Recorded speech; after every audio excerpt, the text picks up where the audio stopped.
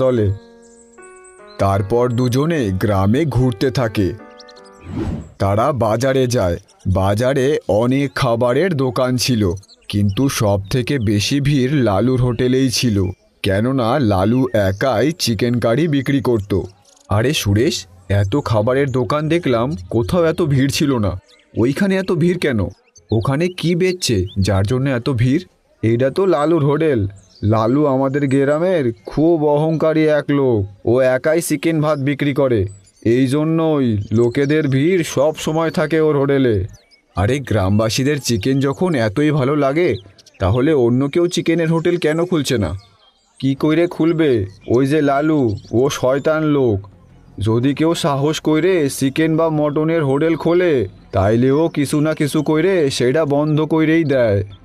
দুজনে এই রকম কথা বলে সেখান থেকে চলে যায়। তারপর তারা বাড়ি ফিরে আসে। রাতে যখন তারা খাবার খাচ্ছিল, শোন বাবা, মাস হতে চলল, কাল কিছু টাকা প্রধানের কাছ থেকে নিয়ে আসিস। ঠিক আছে মা, আর কিছু টাকা চেয়ে নেব ওনার থেকে। সুরেশ, তোমার যদি কোনো অসুবিধে না থাকে, আমি কি কালকে তোমার সাথে প্রধানের বাড়ি যেতে পারি? ঠিক আছে ভাই, কাল তুমি আমার সাথে প্রধানের বাড়ি যেও। তারপর সুরেশ আর বিজয় শুয়ে পড়ে। পরদিন সকাল, লালুর দোকানে ভিড় ছিল, লোকেরা মজা নিয়ে চিকেন কারি খাচ্ছে। দাদা, চিকেন ভাত খাওয়ার পর যদি চাটনি পাঁপড় থাকতো, তাহলে ব্যাপারটা পুরো জমে যেত। এ কি, এটা বাড়ি পেয়েছেন নাকি? একে তো 150 টাকায় চিকেন ভাত খাওয়াচ্ছি, তার উপর চাটনি পাঁপড় চাইছেন? এইদিকে সুরেশ আর বিজয় প্রধানের বাড়ি রওনা করেছে। এসো এসো সুরেশ, কি ব্যাপার? ক্ষেতের সব কাজ ঠিকঠাক হচ্ছে তো? হ্যাঁ প্রধান মশাই, কাজ ঠিকঠাক চলতেছে। আমি বলতে আসলাম যে এই মাসে কিছু টাকা যদি পাওয়া যেত। একে তো তুমি আমার থেকে টাকা ধার নিয়ে রেখেছ, আর তুমি যা কাজ করো তাতে তো আমার টাকা শোধ হবে না, আর তুমি আরও টাকা চাইছো। প্রধান মশাই, আমি তো আপনার এখানেই কাজ করি, আপনি যা টাকা দেন ওই টাকাই। আমি এর থেকে বেশি টাকা আর কোথায় পাবো যে আপনার টাকা শোধ করব? যত টাকা তুমি কাজ করে কমিয়েছিলে, সুদের ওপর সুদ লেগে আবার সেই টাকা বেড়ে গেছে। আমার মনে হয় না তুমি কখনো তোমার টাকা শোধ করতে পারবে। পরিষ্কার বলছি, শোনো সুরেশ, যদি তুমি 1 মাসের মধ্যে ধারের সব টাকা শোধ না করো, তাহলে আমি তোমার বাড়ি জমি সব নিয়ে নেব। প্রধান মশাই, আমায় ক্ষমা করুন, আমি এত তাড়াতাড়ি আপনার টাকা কি কইরে শোধ করব?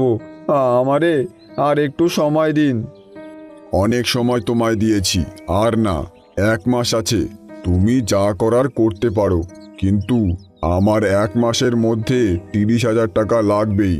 তারপর সুরেশ সেখান থেকে উদাস হয়ে চলে আসে।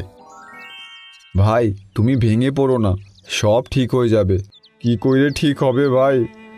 আমি এত টাকা কোথা থেকে আনবো? আমার তো চাষ করেই সময় চলে যায়। চাষ করে তুমি এত টাকা কামাতে পারবে না, আমাদের অন্য কিছু করতে হবে। দেখো, আমার কাছে একটা বুদ্ধি আছে। আমি যবে থেকে এই গ্রামে এসেছি তবে থেকে দেখছি তোমার এই গ্রামে চিকেন ভাতের হোটেলে খুব ভিড় থাকে। যদি আমরা কিছু কইরেও চিকেন ভাতের দোকান দিই, তাই হইলে ওই লালু বন্ধ করে দেবে। আরে আমরা কপি করব তবে না বন্ধ করবে? আর ও তো অনেক বেশি দামে বিক্রি করে ওর চিকেন ভাত, লোকেরা খেতে পারছে না, তাই অনেকে না খেতে পেরে চলে যাচ্ছে। আর গ্রামে চিকেন কারির একটাই দোকান। কিন্তু তোমার মাথায় কি চলতেছে সেটা তাড়াতাড়ি বলো। চিকেন পরোটা, আমরা চিকেন পরোটার দোকান দেব। বাহ, এইটা তো বেশ ভালো বুদ্ধি, চিকেন পরোটা। গ্রামবাসীরা এত চিকেন খায়, এখন যদি আমাদের দোকানও হয় তাহলে আমরাও ভালো কামাই করব, আর তাড়াতাড়ি প্রধানের সব টাকা শোধ করতে পারবো। তাহলে এটাই পাক্কা হয়ে গেল, কাল থেকেই আমরা চিকেন পরোটা বিক্রি করব। আমাদের ঠেলা এই গ্রামে সব থেকে স্পেশাল ঠেলা হবে।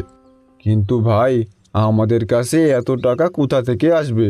ঠেলা কিনতে হবে, রান্নার সব জিনিসপত্র কিনতে হবে, সেগুলো কোথা থেকে আসবে? চিন্তা করো না, আমার কাছে একটা সোনার আংটি আছে, এটা বেচে দিলেই সব জিনিস হয়ে যাবে। তারপর বিজয় তার সোনার আংটি বের করে সুরেশকে দেখায়। আরে, তোমার কাছে সোনার আংটি কোত্থেকে আসলো? দেখো ভাই, তুমি চিন্তা করো না, এটা আমারই। চলো, এটা বিক্রি করে তারপর দোকানের সব জিনিস কিনে কাজ শুরু করি। দুই বন্ধুর চোখে এখন একটাই স্বপ্ন, তাদের ঠেলা আর প্রধানের সব টাকা শোধ করা। পরদিন সকালেই দুজনে মিলে চিকেন বানাতে শুরু করে। কিছুক্ষণেই তারা চিকেন রান্না করে ফেলে। তারপর তারা ঠেলা সাজিয়ে বাজারে ঠেলা নিয়ে চলে আসে। আসুন আসুন দাদা দিদি, আর খেয়ে যান গরম গরম চিকেন পরোটা। বিজয়ের ডাক আর চিকেনের কথা শুনে কিছু গ্রামবাসী সেখানে আসে। কি বলছো, চিকেনের সাথে পরোটা? বাহ! আরে, গ্রামে তো একটাই চিকেন ভাতের হোটেল আছে, ও অনেক বেশি দাম নেয়। তোমরা বলো কত টাকা বেচছো এক প্লেট? দাদা, এক প্লেট 50 টাকা। আরে বাহ, 50 টাকা? তাহলে দাও আমাদের এক প্লেট করে। সুরেশ তাড়াতাড়ি প্লেট সাজিয়ে তাদের দিয়ে দেয়। লোকগুলো খেতে শুরু করে। আরে বাহ ভাই, চিকেনের তো খুব স্বাদ হয়েছে, পরোটা দিয়ে খেতে খুব ভালো লাগছে। সত্যি ভাই, খুব ভালো বানিয়েছো।